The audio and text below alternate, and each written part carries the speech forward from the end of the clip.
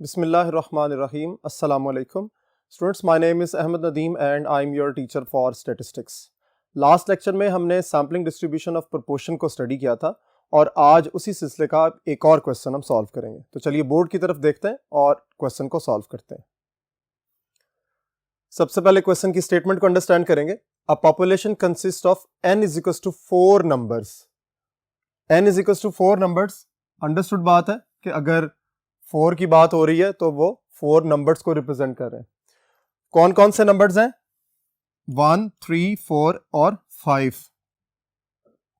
Find the proportion of odd numbers, यानी इस particular population के अंदर आपने ऑड नंबर्स की प्रोपोर्शन फाइंड करनी है in all possible samples of size 3।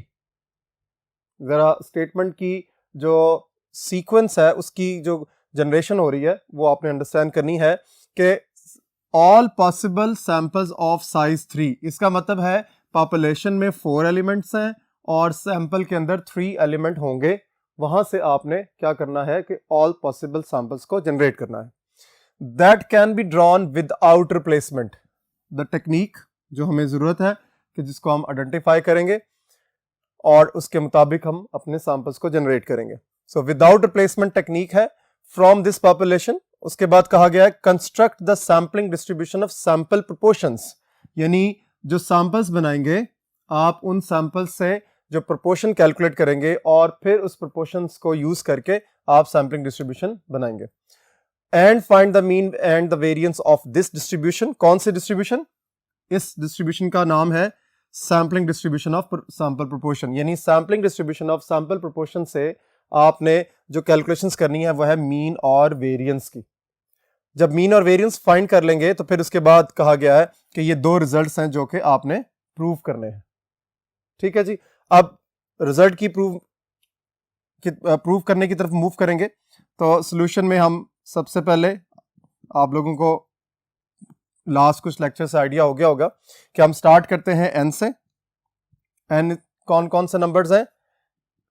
1, 3, 4 और 5। n में 4 नंबर्स हैं कैपिटल n में, और स्मॉल n आपके पास 3 है। चूंकि टेक्निक विदाउट रिप्लेसमेंट है, इसलिए जब हम टोटल सैंपल्स विदाउट रिप्लेसमेंट में फाइंड करते हैं तो उसका फॉर्मूला होता है capital N P small n। Capital N 4 है, स्मॉल n 3 है, तो इसको हम सॉल्व करेंगे। 4 factorial divided by 4 minus 3 factorial. तो इसको जब सॉल्व करेंगे तो आंसर आ जाएगा 24 सैंपल्स। यानी इस पर्टिकुलर सिचुएशन से कि जिसमें आपको 4 एलिमेंट्स हैं पॉपुलेशन के, 3 एलिमेंट्स हैं सैंपल के, तो इस सिचुएशन में जब विदाउट रिप्लेसमेंट आप सैंपल्स को कैलकुलेट करते हैं तो वो टोटल नंबर ऑफ सैंपल्स 24 बनते हैं। अब इन 24 सैंपल्स के थ्रू आपने सैंपल प्रोपोर्शन निकालनी है किसकी? ऑड नंबर्स की। ये आपको क्वेश्चन से जाहिर है। सो इन सारी बातों को माइंड के अंदर रखना है और फिर हम सैंपल्स को जनरेट करेंगे। तो चलिए नेक्स्ट बोर्ड की तरफ चलते हैं और सैंपल्स को जनरेट करते हैं।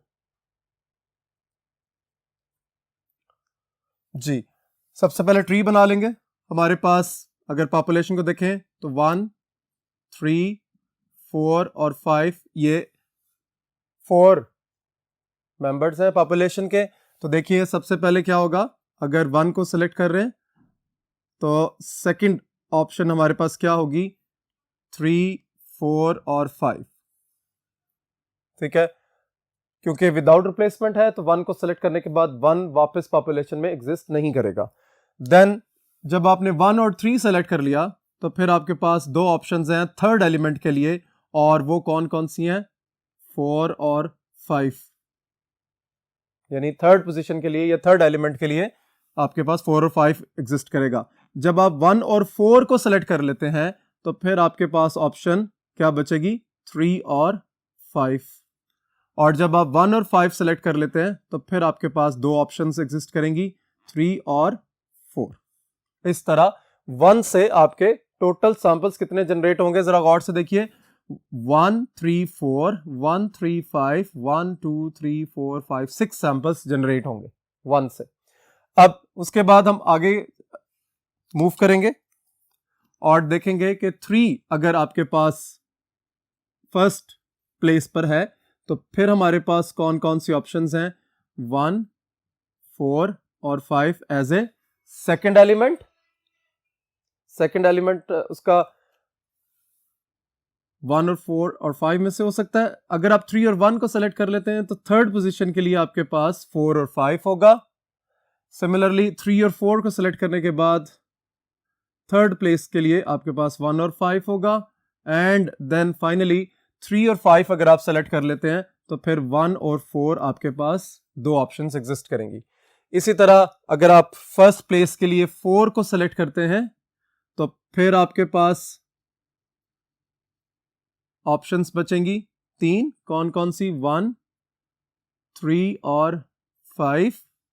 और इसी तरह सेकंड प्लेस के लिए जब 4 और 1 सेलेक्ट कर लेंगे तो 3 और 5 ऑप्शन होगी। जब 4 और 3 सेलेक्ट कर लेंगे तो फिर आपके पास 1 और 5 ऑप्शन होगी। और अगर 4 और 5 सेलेक्ट कर लेते हैं तो 1 और 3 ऑप्शन एग्जिस्ट करेगी।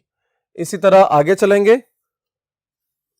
अगर आपके पास 4 के बाद 5 फर्स्ट प्लेस पर आ जाए तो फिर सेकंड प्लेस के लिए आपके पास 1, 3 और 4 ऑप्शन होगी। और थर्ड प्लेस के लिए जब 5 और 1 सेलेक्ट कर लेते हैं तो 3 और 4 होगा। 5 और 3 के बाद 1 और 4 होगा। 5 और 4 के बाद 1 और 3 ऑप्शन एग्जिस्ट करेगी। इस तरह ट्री कंप्लीट करने के बाद आपने सैंपल्स को जनरेट करना है और हर सैंपल से ऑड नंबर्स की प्रोपोर्शन को कैलकुलेट करना है। तो चलिए देखें। सबसे पहले सीरियल नंबर 1, 2, 3, 4, 5, 6, 7, 8, 9, 10, 11 and 12 samples और देन P। इसी तरह सीरियल नंबर यहां पर कंप्लीट करेंगे। 12 के बाद 13, 14, 15, 16, 17, 18, 19, 20, 21, 22, 23 and 24. Then again samples और फिर उसका प्रोपोर्शन।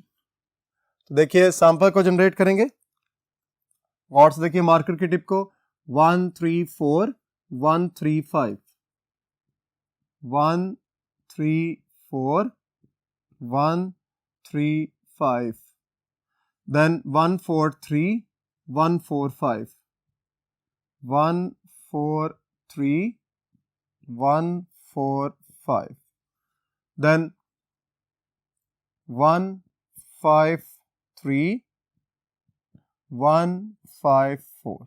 इस तरह 1 से आपके 6 सैंपल्स कंप्लीट हो गए। अब 3 से लेंगे 3, 1, 4, 3, 1, 5, then 3, 4, 1 and 3, 4, 5। ट्री को देखेंगे, ट्री के अकॉर्डिंगली बन जाएंगे। फिर उसके बाद है जी 3, 5, 1 and 3, 5, 4। आगे चलेंगे 4 के लिए 4, 1, 3, 4, 1, 5, 4, 3, 1, 4, 3, 5, 4, 5, 1, 4, 5, 3। Then finally for 5 नंबर के लिए 5, 1, 3, 5, 1, 4, 5, 3, 1, 5, 3, 4। फिर उसके बाद 5, 4, 1, 5, 4, 3। इस तरह टोटल सैंपल्स आपके 24 कंप्लीट हो गए। हर सैंपल के लिए अब बारी है प्रोपोर्शन की, और प्रोपोर्शन आपने कैलकुलेट करनी है ऑड नंबर्स की। और आपको पता है ऑड नंबर्स कौन से नंबर्स हैं जो कि 2 पर डिवाइड नहीं होते। सो 1 3 ये दो नंबर्स हैं, so 2 out of 3 this is first proportion. Then 1 3 5 ये तीनों नंबर्स ही 2 पर डिवाइड नहीं होते, यानी ऑड नंबर्स हैं, so it is 3 out of 3। Then 1 4 3 एक नंबर है जो 2 पर डिवाइड हो रहा है, तो इसका मतलब है 2/3। अब बाकी मैं प्रोपोर्शंस खुद लिखूंगा, आप इसको ऑब्जर्व करेंगे। सैंपल नंबर 4 के लिए 1 और 5 2/3, फिर 3/3, अगेन 2/3, देन 2/3, 3/3, 2/3, 2/3, 3/3 and 2/3।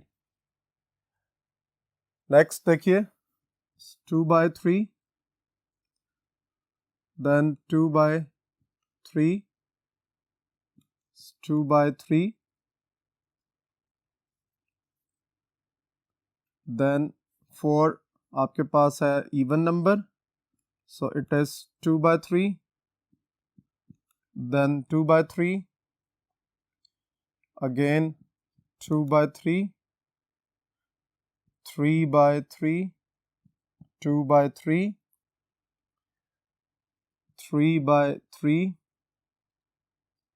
और उसके बाद है जी 2/3, फिर 2/3 एंड फाइनली 2/3। ठीक है जी, इस तरह हमने हर सैंपल से प्रोपोर्शन को कैलकुलेट कर लिया। अब जब प्रोपोर्शन कैलकुलेट हो गई है तो आपने इन प्रोपोर्शंस को यूज करके क्या करना है, इनकी सैम्पलिंग डिस्ट्रीब्यूशन जनरेट करनी है। तो नेक्स्ट बोर्ड की तरफ चलते हैं और इन प्रोपोर्शंस को यूज करके sampling distribution of sample proportions को कैलकुलेट करते हैं। जी, हमने प्रोपोर्शंस को लिस्ट आउट कर लिया है और इन प्रोपोर्शंस को अब यूज करेंगे और सैम्पलिंग डिस्ट्रीब्यूशन ऑफ प्रोपोर्शन को फाइंड करेंगे। तो साथ ही हेडिंग भी लिख लेते हैं, it is sampling distribution of sample proportion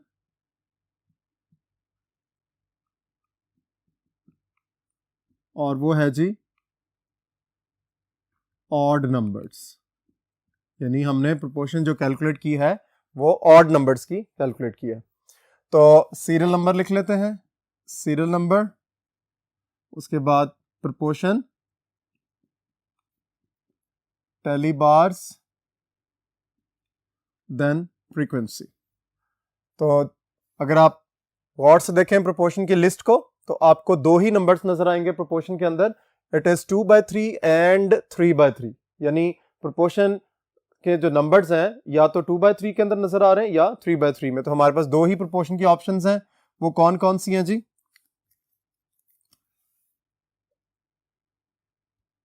2/3 and 3/3।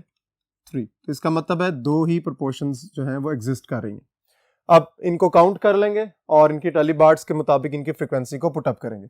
सो 2/3 को देखिए, 1 2 3 4 5 6 7 8 9 10 11 12 13 14 15 16 17 18।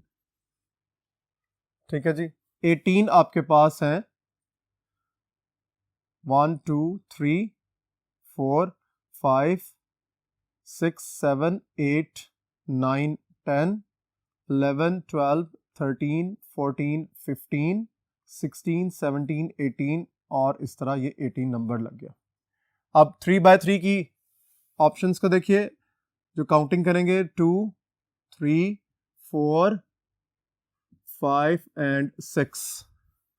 सो 1, 2, 3, 4, 5 एंड 6. सो टोटल आपके पास इस तरह 6 नंबर्स आ जाएंगे. फॉर 3/3 इसका टोटल करें फ्रीक्वेंसी का, इट इज़ 24, जो कि ये प्रूफ कर रहा है कि हमारे पास टोटल नंबर ऑफ सैंपल्स चूंकि 24 थे और उन 24 से हमारे पास 24 ही प्रोपोर्शंस कैलकुलेट होंगे. सो अब आगे हम जनरेट करेंगे इस प्रोबेबिलिटी को, probability of proportion, then probability of proportion को आपने प्रोपोर्शन के साथ मल्टीप्लाई करना है और फिर उसके बाद प्रोपोर्शन का स्क्वायर लेकर प्रोबेबिलिटी के साथ मल्टीप्लाई करना है. ऑलरेडी ये हमने लास्ट लेक्चर्स में इन कॉलम्स को भी कैलकुलेट किया हुआ है. सो कंप्लीट करते हैं जी. क्या होगा? Probability 18/24 then 6/24. अब आपने P को यानी प्रोपोर्शन को मल्टीप्लाई करना है प्रोबेबिलिटी के साथ. This is proportion, this is probability. 2/3 को मल्टीप्लाई करेंगे 18/24 के साथ तो आपका आंसर आ जाएगा 36/72. 2 18s are 36 and 3 24s are 72. 3/3 को मल्टीप्लाई करेंगे 6/24 के साथ.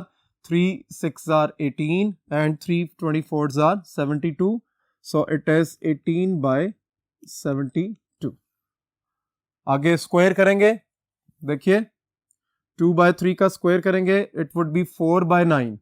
4/9 को हमने 18/24 के साथ मल्टीप्लाई करना है तो ये क्या हो जाएगा? 18 4s are 72 डिवाइडेड बाय 24 को 9 के साथ मल्टीप्लाई करना है. तो कैलकुलेटर पर इसको वेरीफाई कर लेते हैं जी. अब हम कैलकुलेट करेंगे 4/9 को, चूंकि हमने मल्टीप्लाई करना है प्रोबेबिलिटी ऑफ प्रोपोर्शन के साथ. सो 4 को 18 से मल्टीप्लाई किया तो 72 आ गया आपका. अब 9 को मल्टीप्लाई करना है हमने 24 के साथ. 9 multiply by 24 it is 216. Then 9/9 multiply by 6/24. So 9 6 are 54/216. ये 216 क्यों हुआ है? क्योंकि ऑलरेडी ये भी 9 है और इसको 24 के साथ मल्टीप्लाई करना है. अब हम लास्ट 2 कॉलम्स का सम कर लेंगे, that is 36 plus 18 54 divided by 72 और लास्ट कॉलम का 72 plus 54 it is 126/72. Sorry, it is not 72, it is 216 क्योंकि इसका डिनोमिनेटर 216 है. अब हम अपनी फाइंडिंग्स की तरफ मूव करते हैं और कंप्लीट करते हैं जी. सबसे पहला रिजल्ट था कि आपकी लेफ्ट हैंड साइड थी mean of sampling distribution of proportion, that is mu P, और इसका फॉर्मूला है sigma P into probability of P, और ये हमने इसका सम फाइंड किया है, दैट इज 54/72. जब आप इसको कैलकुलेटर पर सिंप्लीफाई करते हैं तो इसका आंसर आ जाता है 3/4. अब आगे चलिए, पाई जिसको हमने पॉपुलेशन प्रोपोर्शन कहा था, that has K over capital N. K हमारे पास ऑड नंबर्स जो पॉपुलेशन में एग्जिस्ट कर रहे हैं. अब पॉपुलेशन कौन सी थी? यहाँ मैं साइड पर रेफरेंस लिख रहा हूँ. 1 3 4 और 5, ये 4 नंबर थे आपके पास पॉपुलेशन के अंदर, और इस पॉपुलेशन में से हमने ऑड नंबर्स को देखना है. टोटल हमारे पास 3 ऑड नंबर्स हैं आउट ऑफ 4. सो आपको नजर आ रहा होगा, हेंस प्रूव्ड, हम प्रूव कर चुके हैं क्या चीज, के जो mean of sampling distribution of proportion है that is equals to pi and this is 3/4. ये रिजल्ट हमारा कंप्लीट हो गया फर्स्ट. उसके बाद आगे चलिए, सेकंड रिजल्ट के लिए हमने वेरिएंस कैलकुलेट करना है, variance of sampling distribution of proportion. So that would be sigma p square into probability of p minus mu p whole square. So देखिए हमने ये भी फाइंडिंग यहाँ कर ली हुई है. It is 126 divided by 216 minus 3/4 का होल स्क्वायर. इसको अगर आप सिंप्लीफाई करें 126 बाय 216 को, तो it is 7/12 minus 9/16. So 7/12 minus 9/16, तो इसका आंसर आ रहा है 1/48. सो हमने लेफ्ट हैंड साइड सॉल्व कर ली है सेकंड रिजल्ट की, that is sigma square P, और उसका आंसर है 1/48. वापस बोर्ड नंबर 1 की तरफ चलते हैं और इसकी जो राइट हैंड साइड है उसको सॉल्व करके इस रिजल्ट को भी वेरीफाई करते हैं. तो चलिए बोर्ड नंबर 1 की तरफ.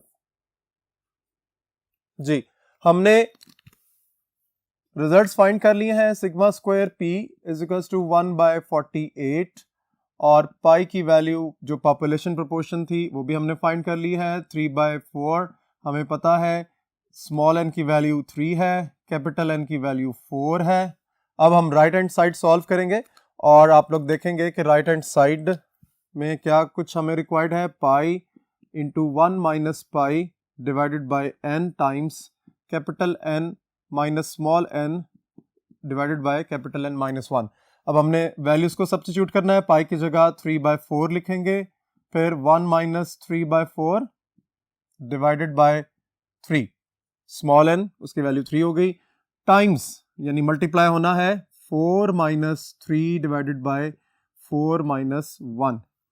तो जरा देखिए इसको सॉल्व करके, it is 4/3 into 1/4 divided by 3 और ये आगे मल्टीप्लाई होगा 1/3 के साथ. तो गौर से देखिए 3/4 और 1/4 आपस में मल्टीप्लाई होंगे तो आपका आंसर आ जाएगा 3/16, और 3/16 को जब आप डिवाइड करेंगे 3 के साथ तो आपका आंसर आ जाएगा 3/48 मल्टीप्लाई बाय 1/3, जो कि ये शो कर रहा है कि इसका फाइनल आंसर है 1/48. अब आप जरा गौर कीजिए कि जो बात मैंने लास्ट लेक्चर में भी आपसे शेयर की थी कि अगर आप फ्रैक्शनल वैल्यूज को यूज करते हैं, जरा रेफरेंस लेना है अपने पिछले लेक्चर का, फ्लैशबैक करेंगे. ऑब्वियसली ये बात उन बच्चों को समझ में आएगी जिन्होंने सीक्वेंस के साथ सारे लेक्चर्स लिए हुए हैं और अब उनको ये बात बिल्कुल क्लियर होने लगी है कि फ्रैक्शंस को जब आप यूज करते हैं, देखिए यहां पर मैंने पॉइंट्स में नहीं लिखा और आप बेशक घर में इसको प्रैक्टिस कर लीजिएगा कि अगर यहाँ 3/4 की जगह पर आप उसको पॉइंट्स में कन्वर्ट कर लेते हैं, फिर 1 में से पॉइंट्स को माइनस करते हैं, यहाँ पर भी पॉइंट्स को लिख लेते हैं, तो पॉइंट्स को लिखने के बाद आपका आंसर जो है वो थोड़ा सा एक्यूरेसी से डेविएट कर जाएगा. लेकिन अगर आप फ्रैक्शंस को यूज करते हुए आगे की तरफ चलते हैं तो देखिए आपकी जो एक्यूरेसी है किस हद तक आपको नजर आ रही है. सो हम ये लिख सकते हैं हेंस प्रूव्ड. क्या चीज प्रूफ हो गई कि sigma square p is equals to pi into 1 minus pi divided by n times n minus n over capital N minus 1, और इसका फाइनल आंसर है 1/48.